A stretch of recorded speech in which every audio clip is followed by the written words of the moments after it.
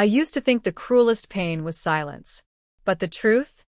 The cruelest pain is being erased while you're still standing in the room. That night, I was 34 years old, pressed against the back wall of a glittering restaurant in Spokane. My sister's birthday party looked like something out of a glossy magazine, champagne glasses clinking, laughter spilling over polished marble floors. And me? I wasn't even at the family table. I was background noise, a ghost at my own blood celebration. When my father stood and raised his glass, his voice thundered. To the daughter who deserves the world. The crowd erupted. My sister, radiant as always, smirked across the room.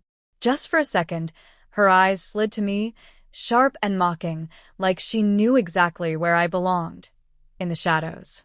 And for the first time in my life, I felt something snap. I stepped forward. My voice sliced through the noise like a blade. You'll remember tonight. The room froze. Forks clattered. My sister's smirk faltered. But I didn't stay long enough to see her reaction. I walked out into the night, my heart hammering, because I already knew this wasn't the end. This was the beginning. My name is Elena Ward, and for as long as I can remember, my family has chosen my sister, Celeste, as their golden child. I still remember being 10 years old, holding a science trophy I'd worked on for weeks. My dad muttered, "Good job, kid," without looking up from his paper. The same week Celeste won a spelling bee, my mom threw her a party with balloons, cake, and half the neighborhood cheering her name. I stood in the corner, clutching my trophy like it was proof I mattered. By high school, the gap was a canyon. I was grinding for scholarships while Celeste shook pom-poms on the cheer squad. Our living room turned into a shrine to her spirit trophies and glossy photos. Whenever I asked why they skipped my debate competitions, Mom shrugged. Celeste has a big game, Elena. You understand. Understand? Yeah. I understood that my worth was negotiable. The only person who ever really saw me was my grandfather, a retired teacher. He'd look me in the eye and say, "You burn quietly, Elena. Don't let them snuff you out." His words kept me alive, but they didn't stop the ache. Years passed. I built a career in law, fought for environmental cases, clawed my way into a firm that should have recognized my value. But every time I rose, something yanked me back down. A promotion slipped through my fingers, my boss whispering that there were concerns about my reliability, even though I never missed a deadline. A major business partner cut ties overnight, citing rumors I was sloppy. My boyfriend, 2 years together, dumped me over a text message he swore came from me, one I never sent. And then, the final cut, my professional Instagram hacked. Suddenly, I was accused of being a fraud, clients whispering, colleagues doubting. I cleaned up the mess as best I could, but my reputation bled. Every time the knife twisted, Celeste was there. With her perfect pout, her influencer glow, her words dripping in honey. "Oh, Elena, I'm so sorry. Maybe next time, right?" Her hugs felt rehearsed, her sympathy too smooth. And slowly, a thought I didn't want to believe began to take root. What if she was behind all of it? The truth revealed itself in pieces. I overheard her one night at my parents' house, whispering on the phone, "She won't see it coming. I'll keep her out of the spotlight." She hung up before I could hear more, but my blood went cold. My grandfather confirmed my worst fears. "She's always had that streak," he sighed. "Even as kids, she broke your science model and called it an accident. She thrives on being ahead, even if it means stepping on you." I needed proof. That's when my best friend, Julia, a fellow lawyer, stepped in. We started digging. An anonymous Instagram account trashing me traced back to an email created the same week my page was hacked. It followed only Celeste and her influencer friends. Coincidence? No.